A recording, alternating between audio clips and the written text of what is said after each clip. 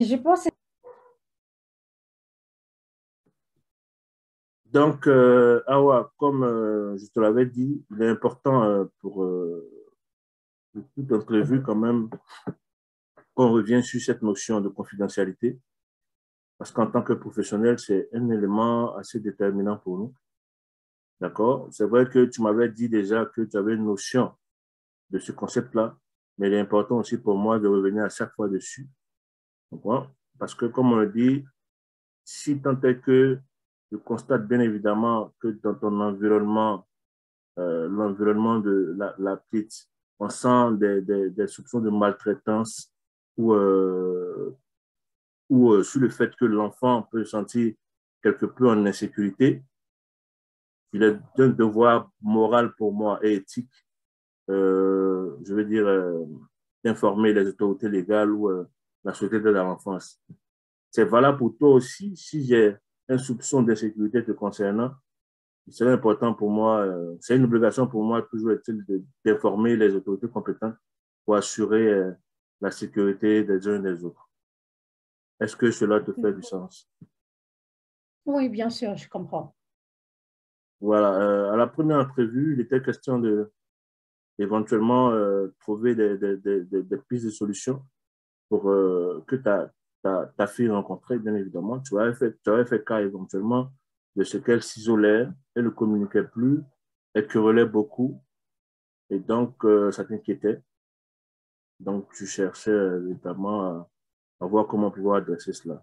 Je pense qu'au sortir de notre première entrevue, on avait dressé plus ou moins un plan d'action que tu devais mener afin d'aider à cela. Est-ce que tu peux me revenir un peu déjà toi-même sur énumérer plus ou moins les plans d'action qu'on avait décidé ensemble? Oui, je pense qu'on s'était dit que je t'avais dit que j'allais consulter son père et puis on va en parler pour que je puisse donner à ma fille la permission de communiquer beaucoup plus avec son père, de rencontrer son père sans problème. Donc, je pense que c'était le plan d'action que j'avais par rapport à ça. Et aussi, ça a été suivi. Donc, je suis entrée en contact avec son père et on a discuté de la situation. Je lui ai expliqué qu'est-ce qui se passe et je lui ai dit aussi que ce serait mieux pardon, qu'il s'investisse beaucoup plus parce que apparemment, comme ma fille a besoin de lui, donc on a eu cette discussion à propos de ça, oui. Ok, parfait. Déjà, avant, je tiens à te dire que ne sois pas, je veux dire, je ne perturbe pas ton attention. Si tu constates qu'éventuellement, j'ai la tête dans la note, il faut que je prenne note, bien évidemment. Permettre aussi Mhm. à mon superviseur de pouvoir faire un suivi là-dessus. Donc, il était question de faire une planification éventuellement de visite pour le père et Mhm. éventuellement permettre à la fille de communiquer avec le père quand le besoin se fait sentir. D'accord? Oui. Je crois que depuis lors, il était question aussi que tu aies une discussion avec lui pour voir véritablement ensemble quels sont les moyens que vous allez mettre en œuvre pour que les choses se passent normalement Mhm. pour le bien de la fille. Je pense que, comme tu l'as dit, c'est ce que tu as entrepris jusqu'à date. Et par rapport à cela, quel est l'impact, quel est je veux dire, l'impact que ça a, selon toi, sur la situation? Ben, ça va mieux. C'est comme ma fille et son père se communiquent plus souvent. Ils se voient genre deux, parfois trois fois dans la semaine. Donc, c'est quelque chose dont elle avait vraiment besoin.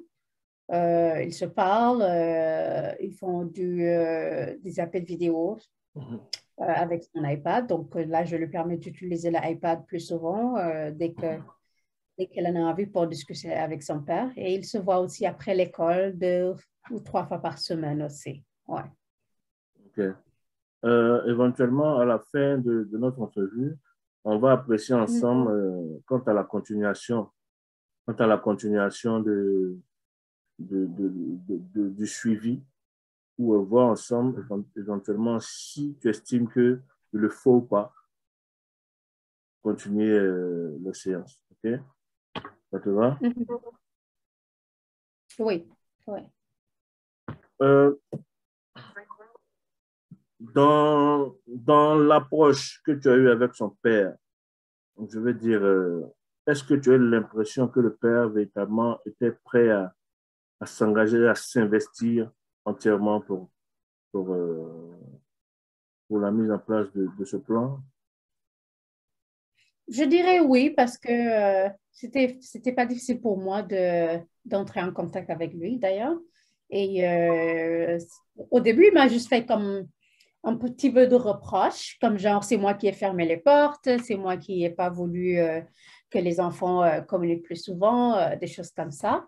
Mais à la fin, il a mis ça de côté et puis il a accepté qu'on parle de la petite et de son frère aussi.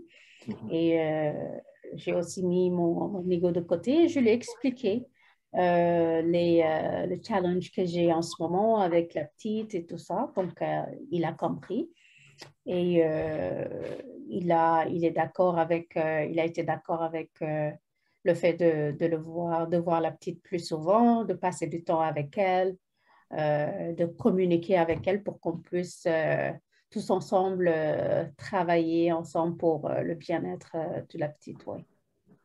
Si tu dois faire un bilan, ou du moins, si tu dois donner une appréciation quant à ta relation avec ta fille, qu'est-ce que tu pourrais en dire par rapport à ça? Ben, je peux dire que les choses se sont beaucoup améliorées. C'est comme il y a vraiment beaucoup moins de conflits par rapport à avant où il y avait tout le temps des conflits. Elle ne voulait pas me parler, elle ne voulait pas me voir. Donc là, c'est vraiment beaucoup différent. C'est comme depuis que je lui ai donné la possibilité ou bien la flexibilité de pouvoir communiquer avec son père plus souvent, c'est comme elle s'ouvre un peu plus. Elle sort de sa chambre, elle mange avec moi et son frère. Donc, c'est comme la relation se rétablit. Il y a Mhm. beaucoup moins de conflits, donc c'est une bonne chose. Il y a beaucoup plus d'ambiance familiale dans la maison. Si tu dois améliorer quelque chose par rapport à ce que tu as de fait là, parce que tu estimes, je pense, j'assume que ce n'est pas parfait, mais tu constates effectivement qu'il y a des efforts qui sont consentis à ce niveau-là. Mais Mhm. qu'est-ce que tu penses qu'il va falloir améliorer pour que ce soit parfait?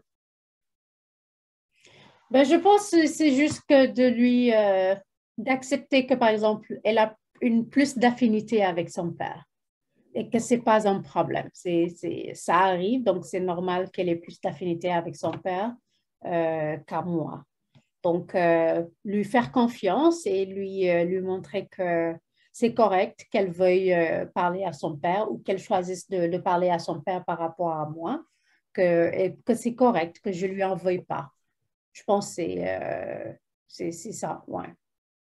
En tant que mère, dans ton rôle de mère, quand tu dois faire une introspection par rapport à toute cette situation qui est encourue, tu dois faire une introspection et puis, je dis, ouvrir les perspectives. Qu'est-ce que tu pourrais dire? Qu'est-ce qui, selon toi, n'a pas véritablement marché pour qu'on en arrive là? Parce qu'il est important de le savoir pour avoir une meilleure adresse quant à la problématique. Mhm. Ouais, ben, écoute, je pense tout d'abord que c'est qu'elle a mal vécu la séparation avec son père, que c'est vraiment ça le véritable problème, qu'il y ait cette coupure. Par exemple, elle a grandi en ayant son père dans la maison et moi dans la même maison. Donc, c'est comme elle n'avait pas besoin d'aller appeler son père ou d'avoir des appels vidéo ou de voir son père comme seulement 2 ou 3 fois par semaine. Elle pouvait voir son père en permanence, elle pouvait faire des choses ensemble avec lui. Donc, c'est ça la différence. Et je dois aussi personnellement accepter le fait que j'ai pas géré les choses comme il fallait parce que j'essaie un peu peut-être de les protéger beaucoup trop. Donc, j'ai carrément coupé, je ne les ai pas permis de communiquer plus facilement avec son père, par exemple.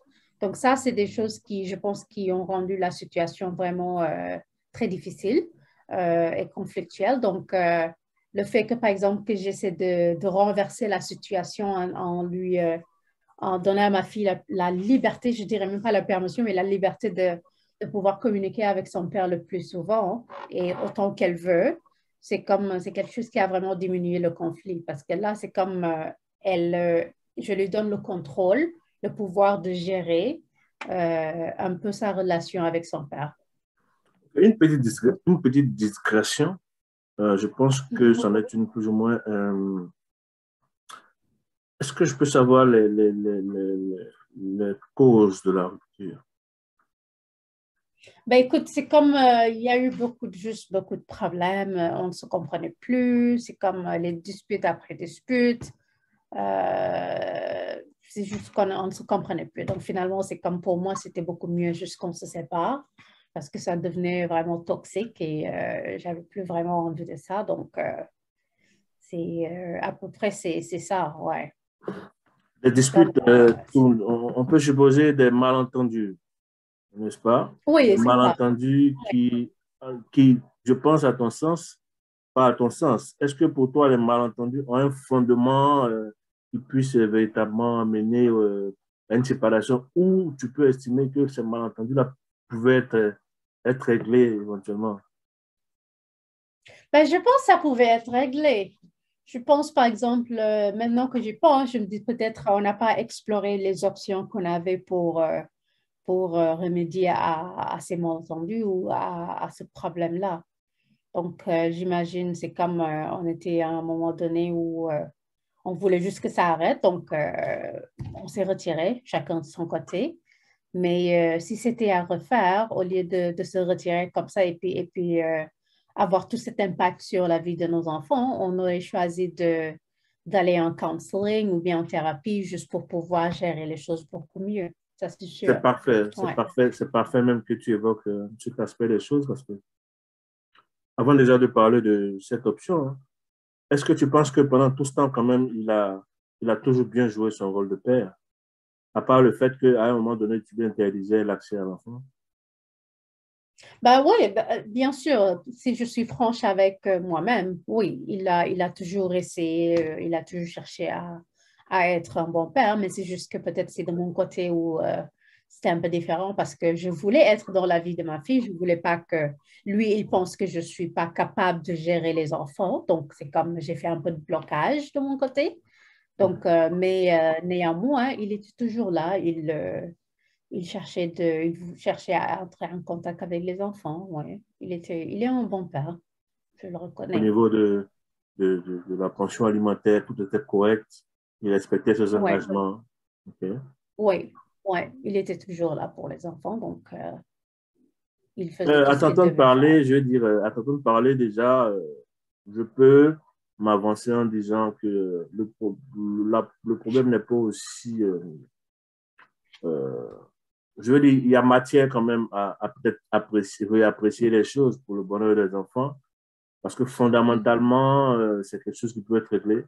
C'est certainement des malentendus, des prises de position diverses. Très souvent, ça nous amène à prendre des décisions regrettables. Tu comprends? Euh, mhm, la possibilité éventuellement, comme je t'avais évoqué, il n'est jamais trop tard pour bien faire. Hein. Jamais trop tard pour bien faire. Si tant est que tu estimes que c'est important pour l'avenir ou le développement des enfants, la possibilité de faire un counseling. Parce que par un moment, on se dit que c'est des choses dont on n'a pas besoin. Parce qu'on se croit fort. Alors qu'il est bon quand même, le counseling permet véritablement à chaque parent de puiser profondément les erreurs, les tares, et puis essayer d'aller à l'essentiel de ce parfait.